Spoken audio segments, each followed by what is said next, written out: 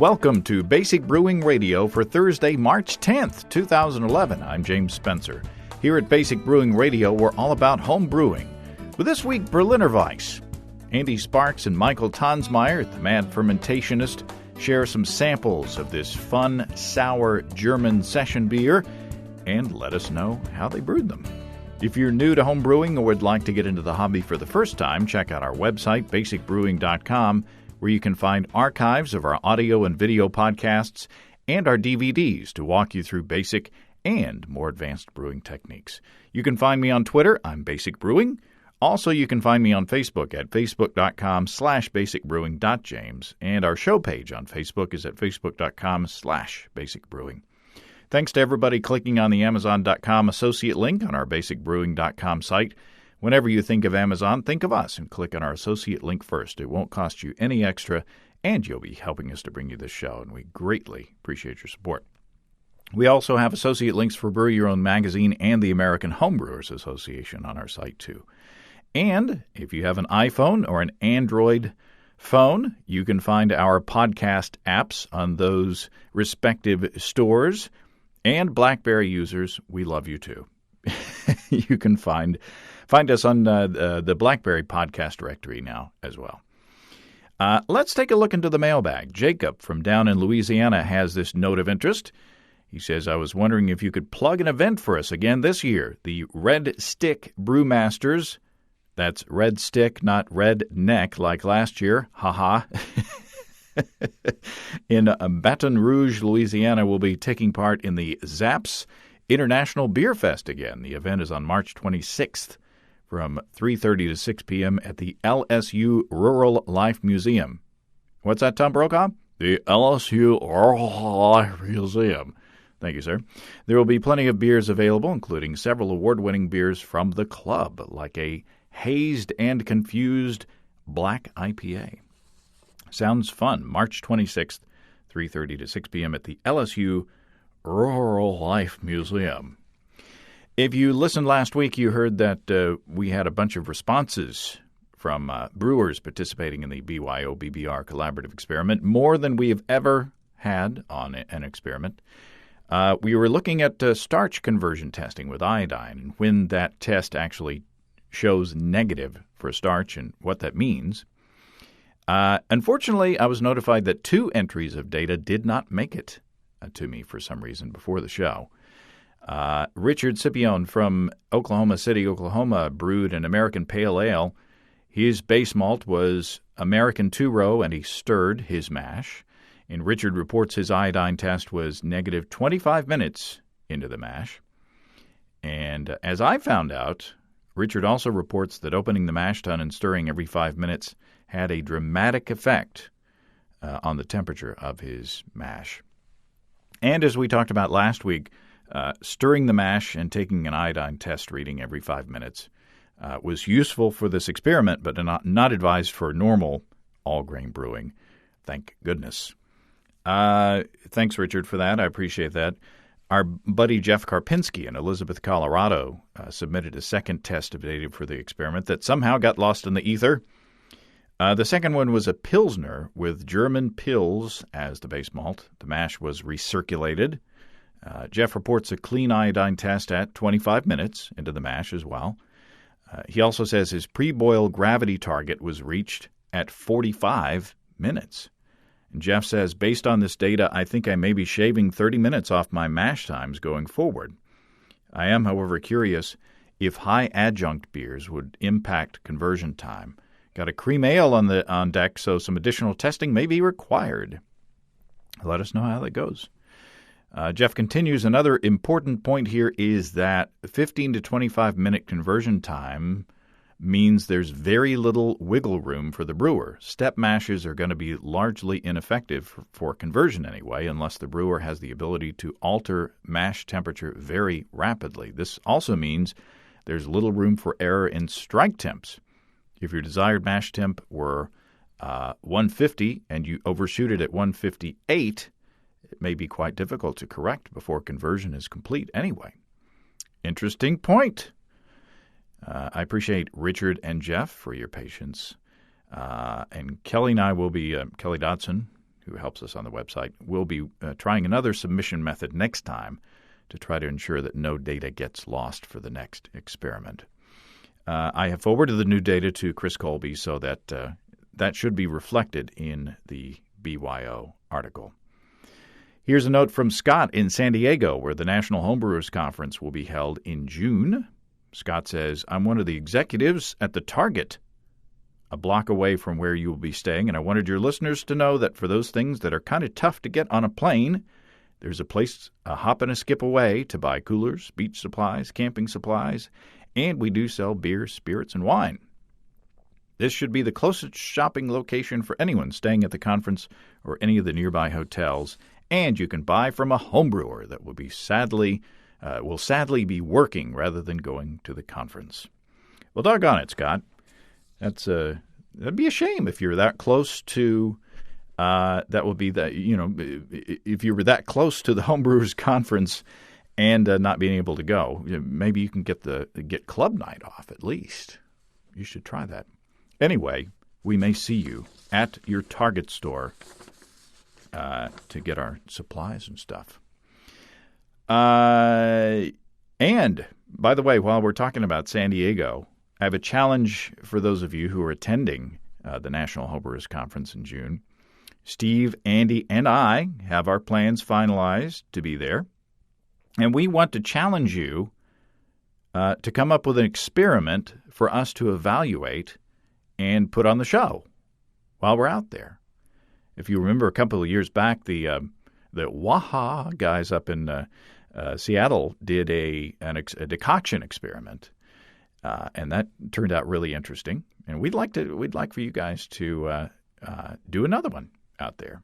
Whether you're an individual that has an idea for an experiment that you want to try, or if you are a club who wants to do a collaborative experiment and share the results, we would love to talk to you. So drop me a line, James at basicbrewing.com, or just use the contact form on basicbrewing.com, and maybe we can get together. I think it'd be a lot of fun. Now let's get to the Berliner Weisse, which was a fun show to do. Andy and Mike have been chatting back and forth on the best way to brew this tasty, tart little beauty. Well, Michael Tonsmeire, welcome back to Basic Brewing Radio. Pleasure as always, James. What is this, 7 or 8 times I've been on now? Is it? Who's counting? We've been together off and on, periodically for a long time now. I appreciate your continued friendship and support in helping us to learn more about more interesting beers. And that also extends to Andy Sparks, who's here in the studio. Welcome, Andy. Oh, thanks for having me again. Andy of thehomebrewery.com. Got me into brewing. It's all your fault that all this is happening. So I'm sure everybody hates me for that. We're here to talk about Berliner Weisses. And Andy, this started off with the discussion that we three had last year. Tell us about how this kind of evolved. Right. Well, we've been on the show before, and one of the things that I enjoy talking to Michael about is, his knowledge of sour beer styles. And I had been kind of a hankering for to brew up a session beer to go in between the bigger beers that I'm brewing. And I've tried a couple different things. And this one, Berliner Weisse, kind of appealed to me to be that kind of beer. So I contacted Michael, and we kind of started talking about the different ways you could go about making this style, and a little bit about the history and stuff. So it's a fascinating beer style. It's pretty hard to find anymore. I know when we went to the JBF, we actually I made a point of trying to find this beer, and there was only one that we could find, and it was out by the time I got there. So, so it is kind of hard to find. So, well, tell us about this beer, Mike, or the style. The style. Of beer. Yeah, Berliner Weisse, it's sort of one of those surprising things that when people think about sour beer, they think about Belgium. They think about Lambics, Flanders Reds, Old Bruins. Even now, America, Russian River, Lost Abbey, New Belgium, all these great sour beer producers. Berliner Weisse is one of the only sour beer styles from Germany. It and Goes, and both are sort of these possibly died out at various points, possibly came back. probably have evolved since the time, since their heyday, maybe 150 years ago. Berliner Weisse legally can only be brewed right around Berlin. There are a couple of versions that are imported now that are brewed in other parts of Germany that they're not called Berliner Weisses. They'll say Berlin style Weiss or Weiss beer, the style of Berlin, something like that. Legally in Germany, they are very low gravity. They have to be between 1028 and 1032 starting gravity. Germany's very sort of precise on these gravities. It's a Schenk beer. It's a light beer. And so if you were higher or lower than that, again, it might be something else. It would still legally be beer, but it wouldn't be in the definition of a Berliner Weiss. So does this follow the Reinheitsgebot? It hopefully would if you brewed it to the German specifications. Okay. Very simple recipe normally. Pilsner, wheat malt. So it'd always be wheat malt because in Germany everything has to be malted. No raw wheat like you might use in a Belgian wit or something like that. And then a touch of hops, and then both brewer's ale yeast, a clean strain, and lactobacillus would be sort of the primary ingredients in a standard version of a Berliner Weisse. But there are different ways that you can, different paths that you can take to get to the end, right? I mean, there are, and you guys may have different methods in these two beers that we're going to taste tonight. Should we just crack yours open, Mike, and talk about where you started with this beer, and that way we can kind of wet our whistles at the same time we're learning something? Sounds perfect. Oh, wow. It's very light, very effervescent. It's got a nice white head on it. Nice and clear. Cheers. And between... Oh, my. Despite the low gravity, it should have a nice white head. It should have that carbonation. It's traditionally carbonated to 4 volumes of CO2, which is right at that level where if your bottles aren't in really great condition, they may explode. And so I'd highly suggest, if you want to do the full traditional carbonation, you can get away with the regular, brown long necks. But if you have some of those heavier German-style half-liter bottles, or some Belgian 750s, or something like that, that would certainly be the safer option. Wow, this is very tart. That'll pucker you up for sure. It's delicious. It has a nice kind of creamy nose. The aroma off of it, maybe kind of like a lemon cream or a lemon chiffon or something. Yeah. I get some sort of doughy, bready, yeasty sort of flavor to it. I mean, it's certainly not a malt-forward beer, but there is some malt complexity there, I think. Yeah. Now, what was the finishing gravity of this beer? Pretty close to 0. It may be 0.01 or 0.02, something like that. But but it's still, probably because of the carbonation, it still has some mouthfeel. It still has a bit of body to it. I think the wheat helps too. It gives it some protein structure. I think the sourness too. That latches onto your taste buds, and maybe that's what you're focusing on too when it's on your tongue. Well, and this is one of the things that I really like about the style is that even though it's very very low in alcohol, it has a ton of flavor. You get the sourness, that kind of creaminess, the little lemoniness from the lactic acid. And we should probably mention that what we're doing right now is something that no one in Germany ever does. Drink Berliner Weisse without Woodruff or raspberry or caraway schnapps or something else in it. My girlfriend was actually over in Berlin about 6 months ago, and despite having had Berliner Weisse before, knowing she liked my Berliner Weisse, wanted to try it in Berlin, despite having a German guide who spoke fluent German, they refused to give it to her without the syrup. Despite cajoling, they said, "Oh, you must want a Pilsner, you must want something else." No, I just want the Berliner Weisse without no syrup. And they said, "No, well, that's not something we'll do." Wow. Now, I think as Americans, it's funny too, because in America, I think no matter what sort of request you make at a restaurant, if you really said that's really what I want, I think they'd bring you, chocolate sauce on your hamburger, or, whatever crazy thing you might want. They might go, "You're crazy, but here you go." Right. Now, when you have a Berliner Weisse over there, with syrup, do you regulate the amount of syrup in it, or does it come pre-sweetened? I believe it comes pre-sweetened because I'm sure if they'd just given to her, sauce on the side, per se, that she would, could have just left it off. But I believe it's that they're dosing for you. Huh. Well, you can buy those syrups at German specialty markets in America if you really want to try it. The first time I brewed one, I did buy them. The Woodruff sort of tastes like Lucky Charms to me. It has that sort of fake marshmallowy kind of flavor, and the raspberry is sort of a generic, fake raspberry. Yeah, we've tried both of those at your house, and I've tried the Woodruff at someone's house in Oklahoma who had brewed a Berliner Weisse as well. And to my palate, it kind of destroys the beer. It's kind of like putting barbecue sauce on well-smoked ribs with a dry rub. Yeah. If you're slathering it with something that covers the original taste of the food or beverage, it seems like to me that you're kind of missing the point. But that's just me. Exactly. So tell us about how this beer was brewed.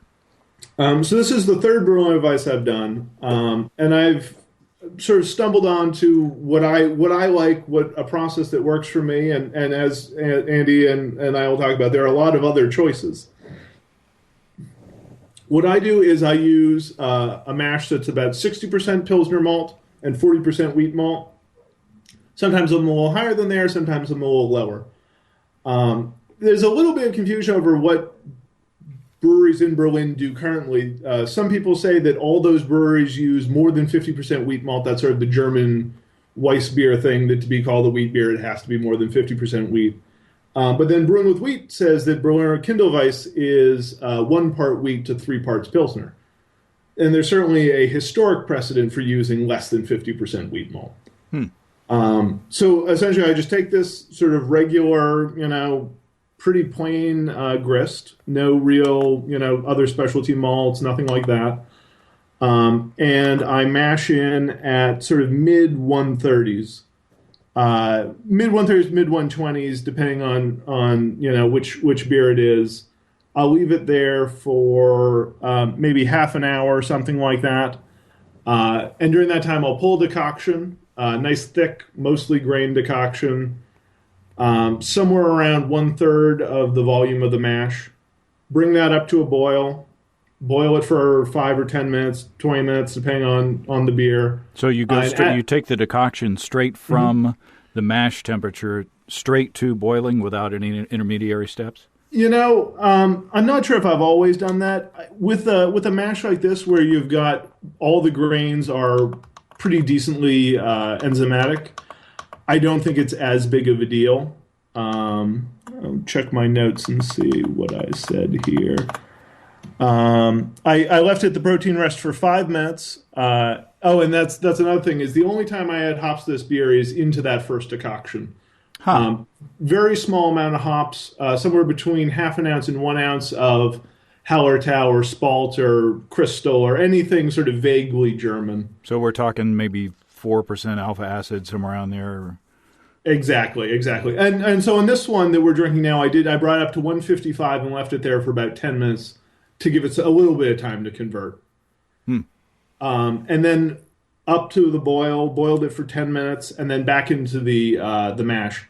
And the hope there is that you get a really low saccharification rest, something that'll play to beta amylase. So mid 140s, 144, 145, 146. This is a beer, as you were saying earlier, is very dry, very well attenuated. Still it doesn't taste thin, but it's a very small beer, and you still need to dry it out. And then after half an hour or so there, let's see, get back to my notes. Then I move it back up, do another decoction, or, depending on the beer, just do a hot water infusion to bring it up to the mid to high 150s. And that just ensures that you've got good, conversion. Because at 145, even after half an hour, 45 minutes, the enzymes work a little bit slower. You may not get 100% of that starch broken down, and you really want this to be a beer that can completely ferment out. Yeah. And then after that sort of standard, you can do a masha if you want, or you can just, start sparging with hot water. As a wheat beer, I mean, this is something that you might want to add rice hulls to. The runoff can be a little bit slow, just because it is a good chunk of huskless wheat. Or you could do brew in a bag and not worry about the runoff at all. Exactly.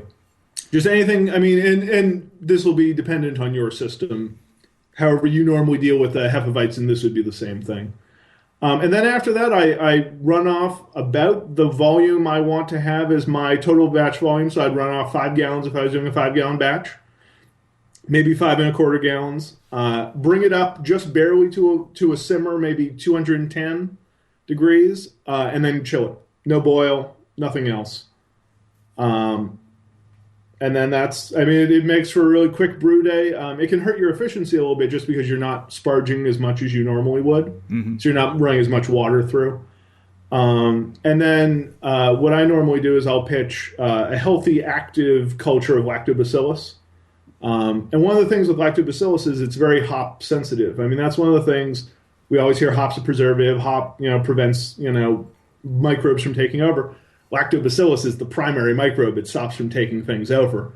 And particularly the commercial cultures from Y Yeast and White Labs are very hop sensitive. I think they're probably selected so that breweries could use them and then not have to worry so much about them getting into another beer. And so you want to make sure your IBUs stay maybe 4 IBUs, 5 IBUs, or even lower. And this is a beer, there's no hop character, there's no hop flavor. If you left the hops out, I don't think it would make any sort of, have any sort of negative consequence. Huh. That's interesting. So, so then you just wonder what kind of you're boiling that decoction, so you are getting some utilization out of there. So, yeah, I have actually no idea how much though, because you're boiling it along with the grain and for only about 10 minutes. So I mean, I think ProMash says I have half an IBU in this beer, but I don't know how accurate that is. So do you? So you bring it up to just right to a boil. Yeah. And then chill it, and then pitch the lactobacillus. Do you do a starter with? Yes, for this beer, this was cultured up. This is White Labs lactobacillus. I use apple juice. People suggest different things. Apple juice is supposed to be good because it's very simple sugars. The lactobacillus that we're sold as homebrewers, as I was saying, doesn't deal with hops. Also, doesn't deal well with complex sugars. For example, we think of lactobacillus eating lactose, which is milk sugar. When you're making yogurt, lactobacillus is a big player, or buttermilk. Lactobacillus delbrueckii it can't eat it. It pretty much only eats glucose. And so again, you want those simple sugars. It doesn't take very long to build it up. Lactobacillus can work very quickly, particularly if you hold the starter at an elevated temperature. Lactobacillus loves it up at 110, 115 degrees. Go much over 120, and either you're going to be putting it to sleep or really putting it to sleep. So yeah, get going. And then the recommendation, I was actually just kicking around an email with Kristen England, who's quoted extensively in Brewing with Wheat. And a lot of people have read that he suggests something like a 3-to-1 to a 5-to-1 bacteria to yeast population. And he's actually talking about the actual cell counts.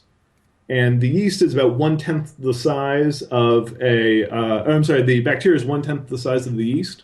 So you actually really only need something like 40%. Oh, let's see what he said here. Yada. So I mean, something like half the volume of bacteria to yeast by volume. And yeah, just making sure it's healthy and actively fermenting, because once the yeast goes after those simple sugars first. After that, there really isn't much for the lactobacillus to work on. So you haven't talked about yeast yet. So a lot of people use German ale yeast, a Kolsch strain, an alt strain. I use US-05. I think it's more attenuative than pretty much any other clean ale strain.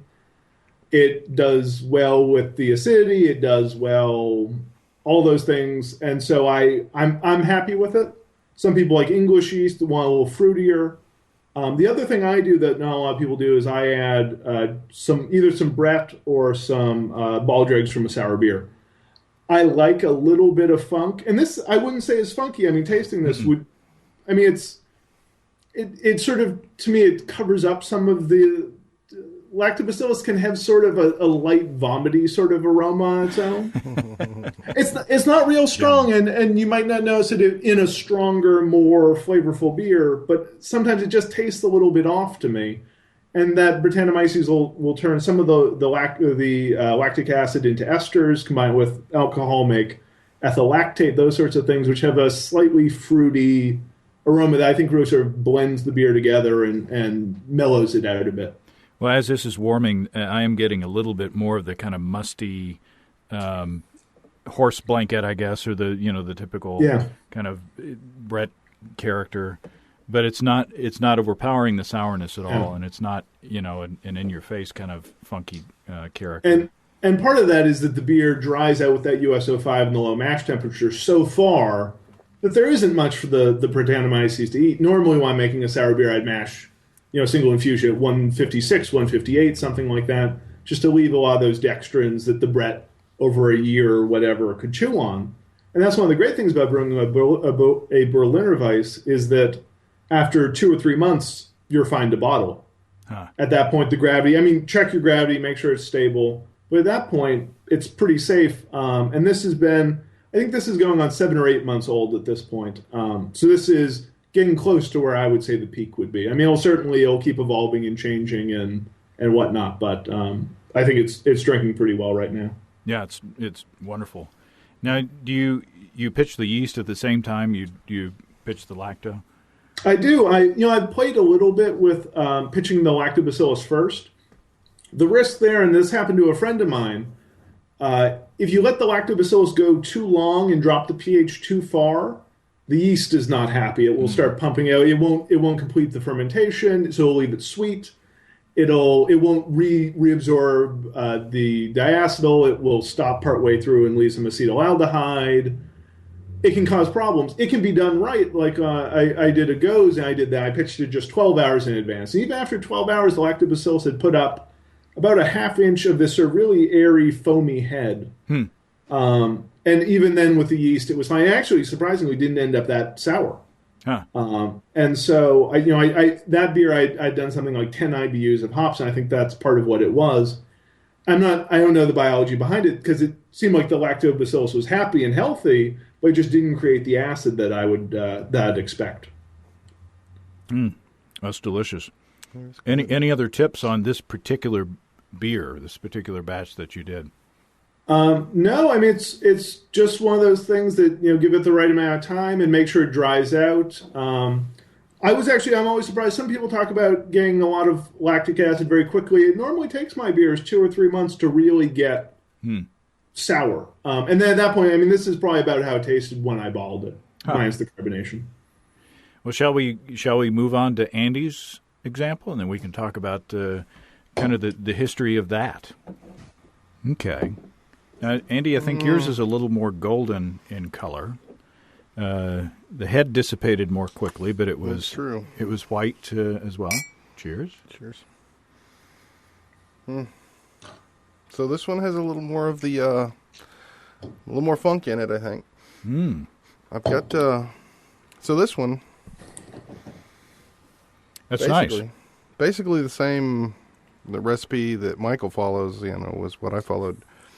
Because obviously I consulted with him before I made my first batch. This is nice. This is not as tart, as Mike's, and it does have a little more of the funk, but it is also very refreshing. And it's I don't want to say clean because it's it's a little bit sour and a little bit funky, but it does. It is clean on the palate in that it doesn't stick around. You know what I'm saying? Yeah. It's very. It has sort of a freshness, sort of this grainy Pilsner-like. I really get more of that Pilsner malt character. Maybe a touch more sweetness than mine had, but still very dry and very carbonated. Yeah, I like that a lot. So tell us about you got to work now. You can't just drink. Yeah. Okay. So what I did is I started off with the same basic recipe design. As Michael did, Same sort of split on the grain bill, 60-40. Then, like he did, I did the hops in the decoction, and I sparged it and collected 18.5 gallons. Collected that up into my electric kettle and held that at 180 for 20 minutes or so, and then chilled and I split it into 2 batches. I split off 5 gallons, and then I split off another 13.5 gallons. In one fermenter, the 5-gallon fermenter, and that's what we're drinking tonight. I added the Yeast Berliner Weisse blend, which is German ale yeast, lactobacillus, and Brett strain. I'm not sure which strain. It was kind of an unusual brew in that it at first it seemed normal. It took off, started it out about 70, and it took off and created about a half inch of Kreuzen. Pretty much what I expected from about a 3.2 beer. Didn't really expect much more than that. And then 2 days later, the thing erupted and came out the top of the carboy with kind of a creamy foam, kind of a thinner, much more creamy kind of mush that was coming out the airlock. So it was kind of surprising to me that it went from what seemed like, and it was obviously a transition between one and the other bug, I'm guessing. So at first, I'm guessing it was the German ale yeast taken off as you would expect, and then the lacto kicking in probably with the Brett finishing up at the very end. It did get a few little kind of specks on the surface at the very end. Started to form a pellicle, but I bottled it right about that same time. So maybe I could have left it go a little longer.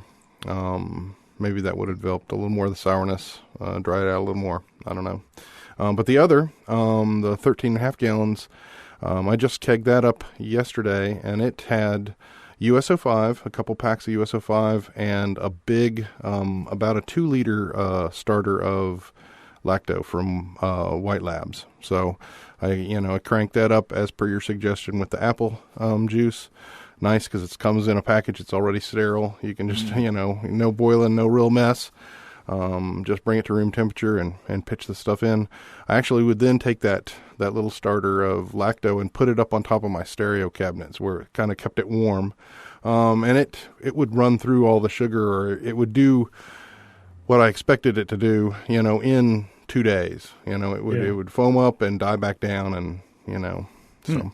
And it is much more tart. I've tried that. We have a little bit of the flat version. I haven't managed to get it carbonated yet, but it's surprising. It's got a lot of tartness, even more than this. So it's turned out pretty interesting. But it's sure a fun beer style to make. Some of the things that we had talked about the different ways people go about making this beer. Some people and places that make it use a sour mash method, right? And they will actually pre-sour. They'll either sour their mash, or they will run off a wort and sour it. Some places will go ahead and do basically what we did, and at that point they will actually split it into 2 different vessels and sour one and ferment the other, and then blend back to get a recipe. So there's that was kind of what we spent a little while talking about, is how many different ways you could go about trying to make this beer, and is one better than the other? Maybe, I don't know, but and this seems to be leaving out the sort of cheating methods of if you want to put a big chunk of acid malt, or if you want to dose with just pure lab grade, lactic acid, or right. And I could see how somebody could, even a brewery could make a beer of this style using techniques like a sour mash, and then be faced with the fact that it's not sour enough, and they're going to have to dose it with something at the end to try to get it to back where they expect it to be. My feeling was that with the cultures, I might be able to develop a recipe that I could hit more often, whereas doing a sour mash beer, I would be afraid I wouldn't always be able to hit the same level of acidity each time. So. Is there a way, if you do a sour mash, is there a way through measuring pH that you can kind of quantify how much sourness is in that sour mash before you get started? Yeah, no, I mean, you certainly could. There is a method flowing around that I've played with, and there's actually just an article in the most recent Zimmergy about making sour worded beers using a starter built up from just grain and wort. And the idea with that, it's sort of a little bit more controllable way than a sour mash, is that by making this starter with grain, malt extract, whatever, holding it warm, you're favoring the lactobacillus. Once it pushes the pH down far enough, it's going to kill any sort of enteric bacteria or any, E. coli, whatever else. And then you can take that starter and pitch it into the wort before the boil and give it 2 or 3 days. You can taste it every once in a while, get the acidity just where you want it, then boil.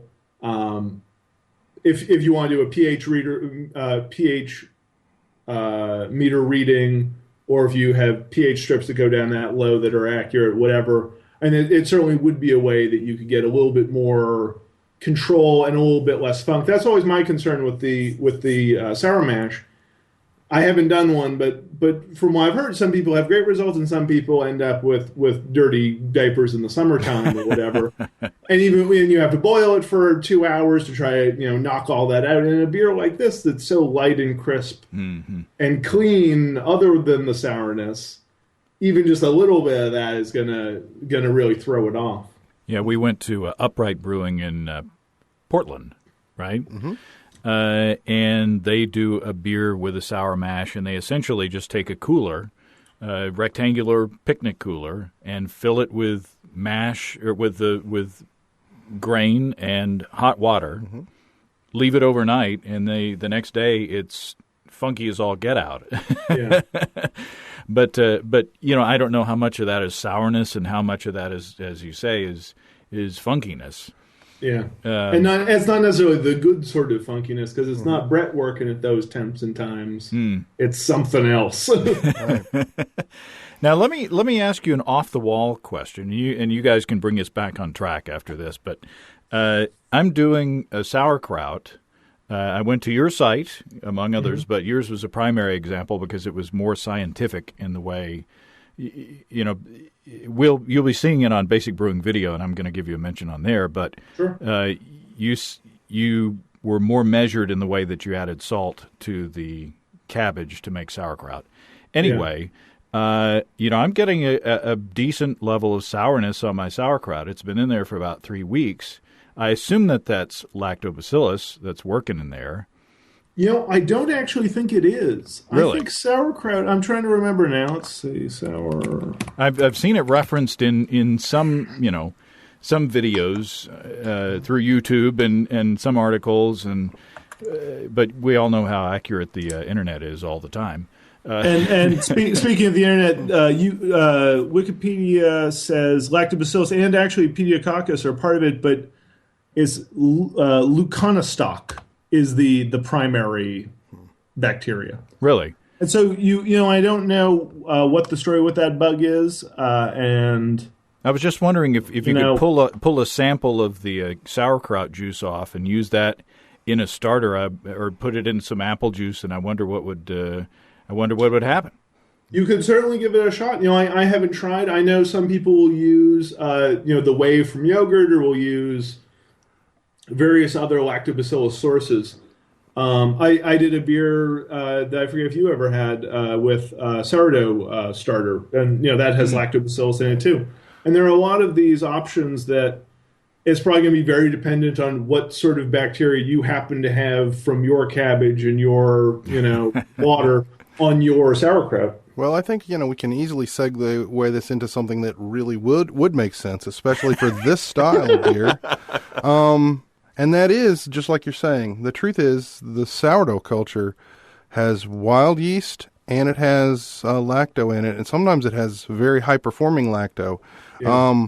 So this has definitely crossed my mind, is to take maybe actually order a brand new fresh culture and maybe try to do a starter culture for this beer with like the San Francisco culture, and see if you couldn't.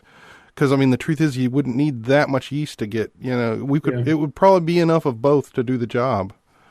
Surprisingly, and that's essentially exactly what I did. I got a sourdough culture from Fermented Treasures. I took some of it and mixed it with water and flour and made a bread starter. I mixed some with a weak wort starter, and went into one of my kvases. And it was a beer that had very few IBUs, and it just never really soured much. It had sort of this nice bready character.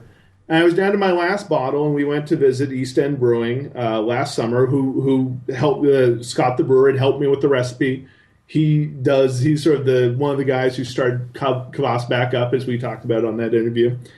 And when we cracked open that bottle, he cracked open that bottle, explosion just all over the place, all over him. He was very gracious. He tried it. He thought it was still pretty, drinkable or whatever. But it must have been some wild yeast that was in the sourdough culture that had taken. I mean, because I'd had bottles maybe that was at 2 years. Maybe at 18 months I'd had one, and it wasn't overcarbonated. And maybe it was staying warm in the brewery, or that we'd just driven it over there, or who knows what other combination of things. But clearly something had gone on. It's just your poor sanitation practices, Mike. Yeah.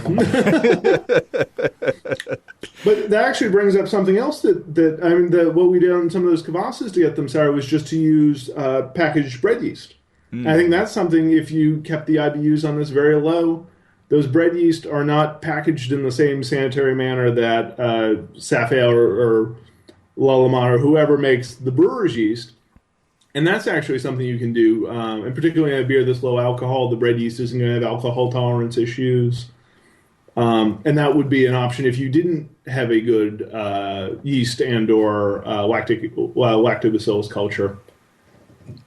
A little more head this time. Yeah, I wonder. We're a little more aggressive. It's a beautiful beer.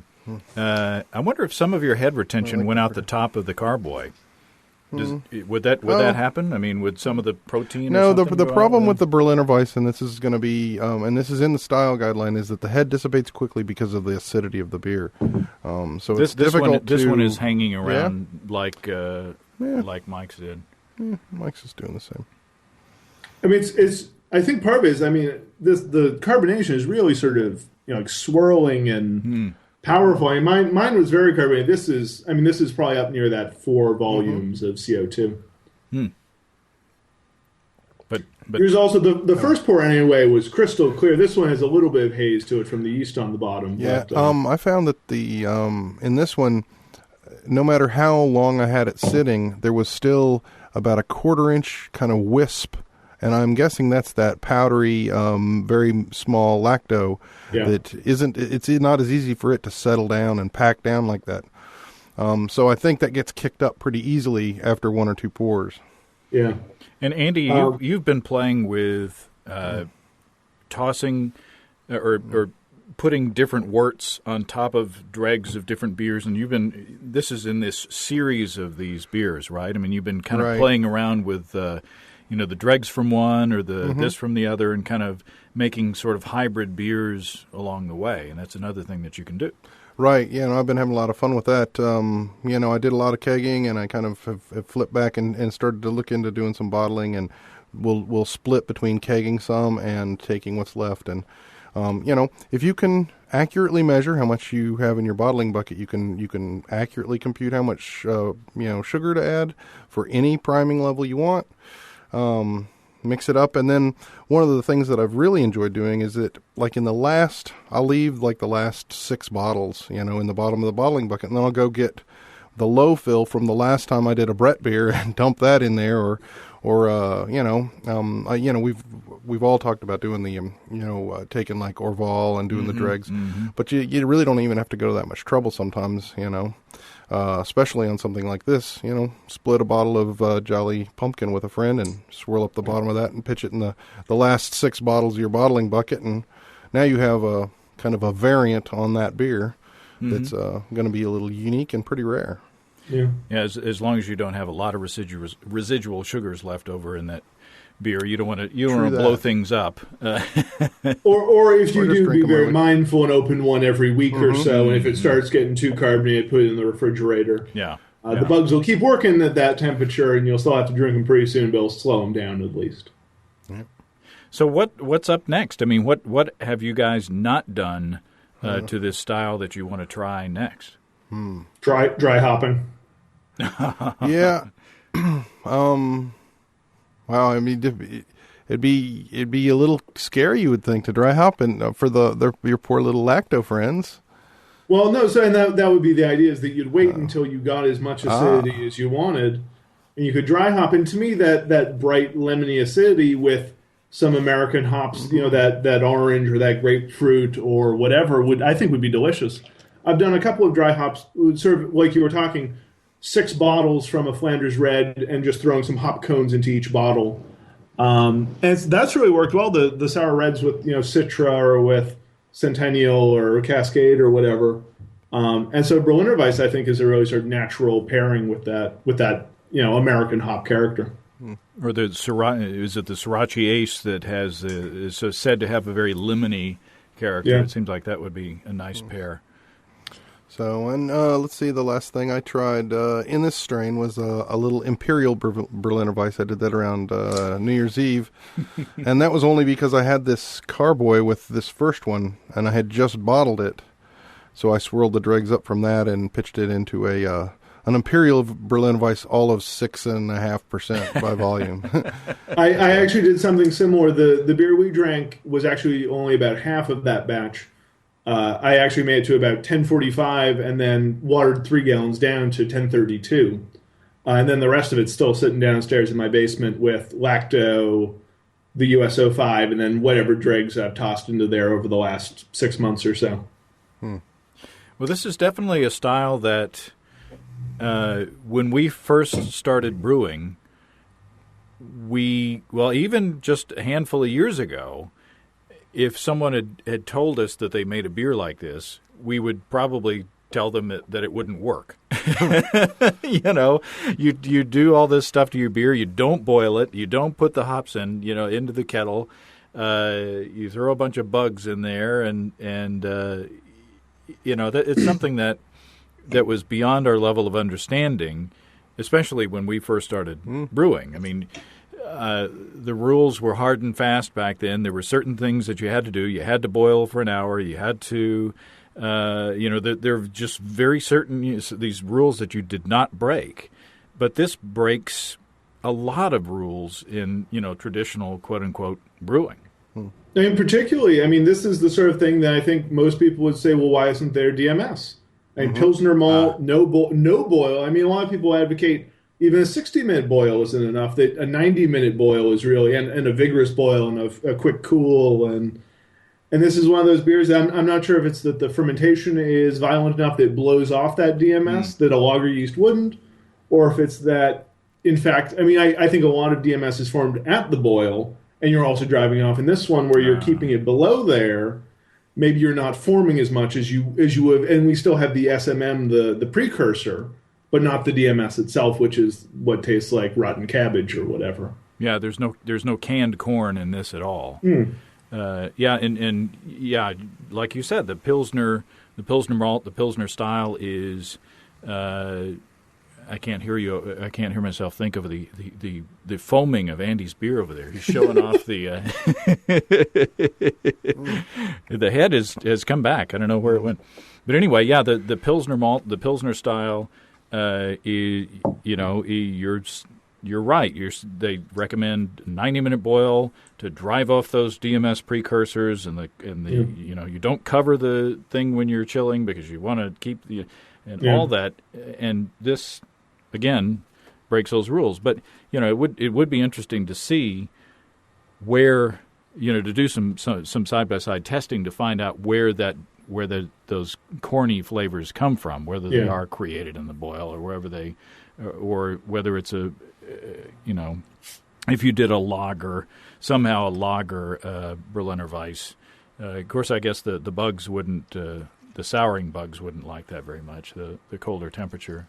Andy is pouring a bonus beer that I'm afraid you don't have, Mike. I'm sorry, but which is this one, Andy? This is the beer I kegged yesterday. This is the Berliner Weisse with the US-05 and just the lacto, but it's not carbonated yet. Yeah, it's flat, but I'm getting there's like a almost a cinnamon kind of a. You taste that? There's a little bit. There's a spicy kind of... Ooh, that's nice. I think it'll be better when it's all fizzy. Mm-hmm. Yeah. Yeah, you can tell the carbonation does bring a bit to the table there. Well, guys, this has been fun. Again. And I think that this is probably a beer that that I'll try this summer. I'd like to try my hand at a sour mash and see how it goes. So maybe we will be back for another chapter of the Berliner Weisse discussion. Awesome. It's a lot of fun, guys. Thanks for having me, as always. Yeah, thanks, Mike. And thanks, Andy. No problem. Anytime.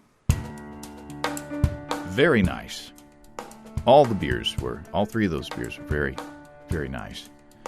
That's a style that I would love to do because in the summertime, big, heavy beers are not always appropriate. It'd be nice to have, it would especially be nice to have a nice, tart little beer with low hop presence that would have less of a risk of being skunked out in the summertime sun. So I want to try that. Thanks again to Andy and Mike Tonsmeire. You can find Andy Sparks' shop at thehomebrewery.com. And Michael Tonsmeire's blog is at themadfermentationist.com. Worth a read. Remember, a while back I tasted a Berliner Weisse that the guys in Oklahoma brewed when I went over there for the Stein beer episode. And those guys did a sour mash and had a great success. So don't discount a sour mash altogether, and you may want to re-listen to that episode from the archives before you brew your own version of the Berliner Weisse. If you have brewing questions, show suggestions, or just want to say howdy, write to james@basicbrewing.com, or just fill out the contact form on basicbrewing.com, and please don't forget to tell us where you're from. You can find our DVDs, Extract Brewing and Partial Mashing, Stepping into All Grain, Low-Tech Lagering and Decoction Mashing, and an Introduction to Wine Kits on our website, along with our 2011 Brewer's Logbook. And we've got combo deals to save you a few bucks if you want to buy more than one DVD at a time. And you can find our shirts in the store, too. You can see a listing of the fine folks across the country who sell our DVDs on basicbrewing.com. And if there isn't a vendor in your area, you can order them online from us in our online shop at basicbrewingshop.com. Thanks to everybody who's continued to click on our Amazon.com associate link. We appreciate the support there. Our featured products this week that were purchased through the link are Rule Your Freaking Retirement, How to Retire Rich by Actively Managing Your Assets, and English Village Pubs. Thanks again, everybody. And remember, I can't tell who bought what, so no worries there. Just click on the Amazon.com logo on our site the next time you feel like Amazon shopping. We appreciate your support. And don't forget that you can also join the American Homebrewers Association or subscribe to BYO Magazine through our associate links on basicbrewing.com. That's all until next time. Until then, thanks for listening, everybody. I'm James Spencer. Production help for Basic Brewing Radio and our website is provided by Kelly Dotson. Basic Brewing Radio is a production of Active Voicing. We'll talk to you next time, everybody. So long.